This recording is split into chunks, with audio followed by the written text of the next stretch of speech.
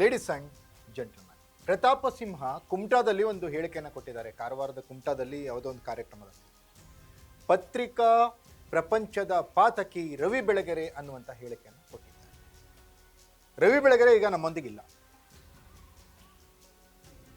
ಪತ್ರಿಕಾ ಪ್ರಪಂಚದ ಪಾತಕಿಗಳು ಯಾರ್ಯಾರಿದ್ದಾರೆ, ಕೀಚಕರು ಯಾರ್ಯಾರಿದ್ದಾರೆ, ಮನ್ಮಥರು ಯಾರ್ಯಾರಿದ್ದಾರೆ, ಜನರಿಗೆ ಗೊತ್ತಿರುತ್ತೆ ಇದು. ಆದರೆ ಪ್ರತಾಪ್ ಸಿಂಹ ಈಗ ಒಬ್ಬ ಕೇವಲ ಪತ್ರಕರ್ತನಾಗಿ ಮಾತ್ರ ಉಳಿದಿಲ್ಲ. ಪ್ರತಾಪ್ ಸಿಂಹ ರಾಜಕಾರಣಿಯೂ ಹೌದು, ಮಾಜಿ ಸಂಸದರೂ ಹೌದು. ಒಬ್ಬ ಜವಾಬ್ದಾರಿಯುತ ಮನುಷ್ಯನಾಗಿ ರವಿ ಬೆಳಗೆರೆ ಇಲ್ಲದೇ ಇರೋ ಸಮಯದಲ್ಲಿ ಅವ್ರ ಬಗ್ಗೆ ಈ ರೀತಿ ಕಮೆಂಟ್ ಮಾಡೋದಿದೆಯಲ್ಲ, ಎಷ್ಟು ಸರಿ ಅನ್ನುವಂಥ ಪ್ರಶ್ನೆಗಳು ಈಗ ಹುಟ್ಕೊಂಡಿದ್ದಾವೆ. ಈ ಕುರಿತ ಅಪ್ಡೇಟ್ಸನ್ನು ನಾನು ಕೊಡ್ತೀನಿ. ನೆಲ ಜಲ ಭಾಷೆಗಾಗಿ ಪ್ರಾಮಾಣಿಕ ಪತ್ರಿಕೋದ್ಯಮ, ನಾನು ಹೇಮಂತ್.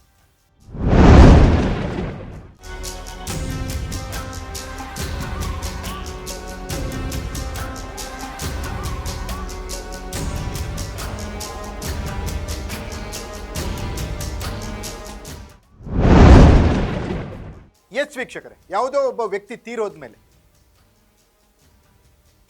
ರಾಜಕಾರಣಿಗಳು ಆರೋಪ ಮಾಡ್ತಾರೆ, ತೀರೋದ್ಮೇಲೆ ನೆಹರು ಕಾಲದಿಂದ ಹೆಂಗಾಯ್ತು, ಇಂದಿರಾ ಗಾಂಧಿ ಹಂಗೆ ಮಾಡಿದ್ರು, ರಾಜೀವ್ ಗಾಂಧಿ ಹಿಂಗೆ ಮಾಡಿದ್ರು, ಅದೇ ರೀತಿ ವಾಜಪೇಯಿ ಹಂಗೆ ಮಾಡಿದ್ರು. ಈ ಥರದ ಮಾತುಗಳು ಅವ್ರು ಇಲ್ಲದೆ ಇರೋ ಕಾಲದಲ್ಲಿ ಅವ್ರ ಬಗ್ಗೆ ಕೀಳಾಗಿ ಮಾತಾಡೋದಿದೆಯಲ್ಲ, ಅದೊಂದು ನೈತಿಕ ಅಧಪತನ ಅಂತ ಹೇಳ್ತಾರೆ. ಅವ್ರು ಬದುಕಿದಾಗ ಮಾತಾಡಲಿ, ಅವ್ರು ಅದಕ್ಕೆ ಉತ್ತರ ಕೊಡ್ತಾರೆ, ಪ್ರಶ್ನೆ ಅದಲ್ಲ. ರವಿ ಬೆಳಗೆರೆ ಒಳ್ಳೆಯ ವ್ಯಕ್ತಿ, ಒಳ್ಳೆಯ ಪತ್ರಕರ್ತ ಅನ್ನೋ ಥರದ ಸಮರ್ಥನೆಯನ್ನು ನಾನು ಮಾಡ್ತಾ ಇದ್ದೆ. ಆದರೆ ಯಾವುದೇ ಒಬ್ಬ ವ್ಯಕ್ತಿ ತೀರಿ ಹೋದ್ಮೇಲೆ ಅವ್ರ ಬಗ್ಗೆ ಆಡ್ಕೊಳ್ಳೋದಿದೆಯಲ್ಲ, ಅದು ಪ್ರತಾಪ್ ಸಿಂಹ ಅಂತವ್ರು. ಪ್ರತಾಪ್ ಸಿಂಹ ಕೂಡ ಪತ್ರಕರ್ತರ ಸೋಗಿನಲ್ಲೇ ಬೆತ್ತಲೆ ಜಗತ್ತು ಅಂತ ಏನೋ ಮಾಡ್ತಿದ್ರು. ಅವರ ಒಂದು ಆರ್ಟಿಕಲ್ ನೇಮ್, ಅವ್ರವ್ರಿಗೆ ಇಷ್ಟವಾಗಿರುವಂಥ ಹೆಸರುಗಳನ್ನು ಅವ್ರವ್ರು ಇಟ್ಕೋತಾರೆ, ಆ ಪ್ರಶ್ನೆ ಬೇರೆ. ಯಾಕಂದರೆ ಪ್ರತಾಪ್ ಸಿಂಹ ಅವರು ಈ ಹಿಂದೆ ವೈರಲ್ ಆಗಿರುವಂಥ ಕೆಲವೊಂದು ಆಡಿಯೋಗಳು, ವಿಡಿಯೋಗಳು, ಅವರ ಬರಹದ ಟೈಟಲ್ ಬೆತ್ತಲೆ ಜಗತ್ತು, ಒಂದಕ್ಕೊಂದಕ್ಕೆ ಸಾಮ್ಯತೆ ಇದೆ. ಅವ್ರಿಗೆ ಇಷ್ಟ ಆಗಿರೋದು ಅದು ಇಟ್ಕೊಳ್ಳಿ, ಅವ್ರ ಇಷ್ಟ, ಅದು ಅವರ ಸ್ವಾತಂತ್ರ್ಯ, ಅದು ಅವ್ರ ಹಕ್ಕದು. ಅದನ್ನು ಪ್ರಶ್ನೆ ಮಾಡ್ತಾ ಇಲ್ಲ ನಾನು ಪ್ರಶ್ನೆ ಮಾಡ್ತಿರೋದು, ನಾನೊಬ್ಬ ಪತ್ರಕರ್ತನಾಗಿ, ನಾನೊಬ್ಬ ಜವಾಬ್ದಾರಿಯುತ ಪತ್ರಕರ್ತನಾಗಿ, ಇವರಿಗೆ ಯಾವುದೋ ಪಕ್ಷದ ಬಕೆಟ್ ಹಿಡಿದು, ಯಾವುದೋ ವ್ಯಕ್ತಿ ಬಕೆಟ್ ಹಿಡಿದು ನಾಳೆ ಟಿಕೆಟ್ಗೆ ಅವ್ರ ಮನೆ ಹೋಗಿ ಕ್ಯೂ ನಿಲ್ಲೋಣ ಅನ್ನೋ ಮನಸ್ಥಿತಿಯಿಂದ ಮಾತಾಡ್ತಾ ಇದ್ದಾರೆ. ಪ್ರಾಮಾಣಿಕ ಪತ್ರಿಕೋದ್ಯಮದ ನೆಲೆಗಟ್ಟಿನಲ್ಲಿ ಹೇಳೋದಾದ್ರೆ, ಅವರು ಇಲ್ಲದೇ ಇದ್ದಂಥ ಸಮಯದಲ್ಲಿ, ರವಿ ಬೆಳಗೆರೆ ಇಲ್ಲದೇ ಇದ್ದಂಥ ಸಮಯದಲ್ಲಿ, ಅವರು ತೀರಿ ಹೋದ ನಂತರ, ಎಷ್ಟೋ ವರ್ಷಗಳ ನಂತರ ಈ ರೀತಿಯ ಒಂದು ಹೇಳೋದಿದೆಯಲ್ಲ, ಪಾತಕ್ಕಿ ಅನ್ನೋಂಥ ವರ್ಡನ್ನು ಇವರು ಯೂಸ್ ಮಾಡಿದ್ದಾರೆ. ಅದು ಎಷ್ಟರ ಮಟ್ಟಿಗೆ ಸರಿ ಅನ್ನೋ ಪ್ರಶ್ನೆಯನ್ನು ನಾನು ಮಾಡ್ತೀನಿ. ನನ್ನನ್ನು ಅವನು ಪತ್ರಿಕೋದ್ಯಮ ಅವನ ಪತ್ರಕರ್ತ ಅಂತ ಹೇಳಲ್ಲ, ಈ ಭೂಗತ ಲೋಕದ ಪಾತಕಿ ಅಂತಾರಲ್ಲ, ಹಾಗೆ ಪತ್ರಿಕೋದ್ಯಮ ಲೋಕದ ಪಾತಕಿ ಅಂತ ಯಾರ್ಯಾರು ಇದ್ರೆ ಅವನು ರವಿ ಬೆಳಗೆರೆ.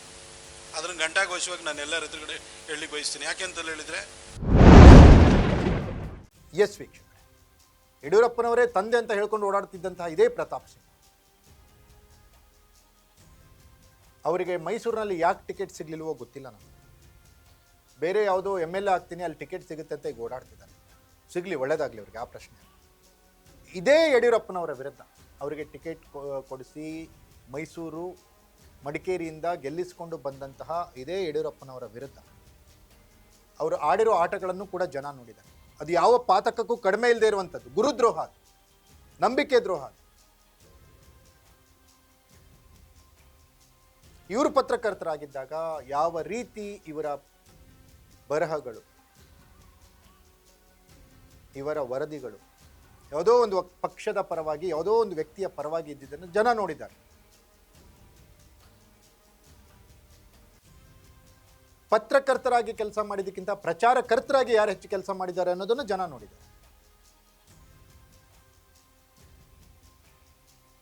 ಆಮೇಲೆ ಇದೇ ಮೈಸೂರಿನಲ್ಲಿ ಸೈಟ್ ಪಡೆದಿರೋದು ಹೇಗೆ ಅನ್ನೋದನ್ನು ಕೂಡ ಜನ ನೋಡಿದ್ದಾರೆ.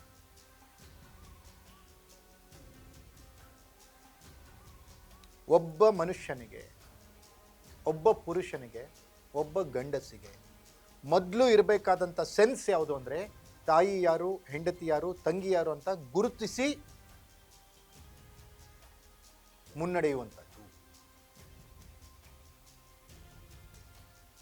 ಯಾವುದೋ ಲಾಭ ಆಗುತ್ತೆ ಅಂತ ಅಂದಾಗ ಹೆಂಡತಿ ತಾಯಿ ಆಗಕ್ಕಾಗಲ್ಲ, ಹೆಂಡತಿ ತಂಗಿ ಆಗ್ಲಿಕ್ಕಾಗಲ್ಲ. ಅದು ಪಾತಕ ಕೆಲಸಕ್ಕೆ ಸಮ. ಗೂಡಂಗಡಿ ಎಲ್ಲ ಕಡೆ ನೇತಾಕಿರೋ ಒಳಗೆ ಚಿತ್ರಗಳಿವೆ, ಎಚ್ಚರಿಕೆ, ಒಳಗೆ ಫುಲ್ ಡೀಟೈಲ್ಸ್. ಪ್ರತಿ ವಾರ ಯಾವ್ದಾದ್ರು ಕನ್ನಡ ಸಿನಿಮಾ ಇಂಡಸ್ಟ್ರಿ ಒಂದು ಹೆಣ್ಮಗಳ ಮಾನ ಹರಾಜ್ ಮಾಡಿ ಅದರಲ್ಲಿ ಅವನು ಹೊಟ್ಟೆ ಹೊರದೆ ಅವನು ಬದುಕಿದ್ದವನು.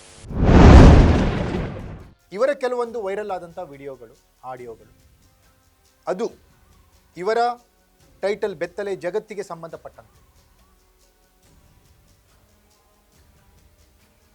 ಹಾಗಾದರೆ ಪ್ರತಾಪ್ ಸಿಂಹ ಅವರನ್ನ ಇವರು ಪತ್ರಿಕಾ ಲೋಕದ ಕೀಚಕ ಅಥವಾ ಪತ್ರಿಕಾ ಲೋಕದ ಮನ್ಮತ ಅಂತ ಹೇಳಕ್ಕಾಗತ್ತೆ? ಅವ್ರು ಇಲ್ಲದೆ ಇರೋ ಕಾಲದಲ್ಲಿ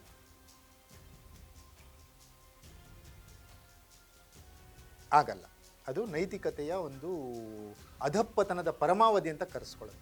ರವಿ ಬೆಳಗೆರೆ ಅವರಿದ್ದಾಗ ಏನು ಬೇಕಾದ್ರೆ ಇವರು ಮಾತಾಡ್ಬೋದಿತ್ತು, ಬರಿಬೋದಿತ್ತು. ಇವ್ರದ್ದು, ರವಿ ಬೆಳಗೆರೆ ಅವ್ರದ್ದು ದ್ವೇಷ ಮೊದಲಿಂದಲೂ ಇದ್ದಿದ್ದೆ.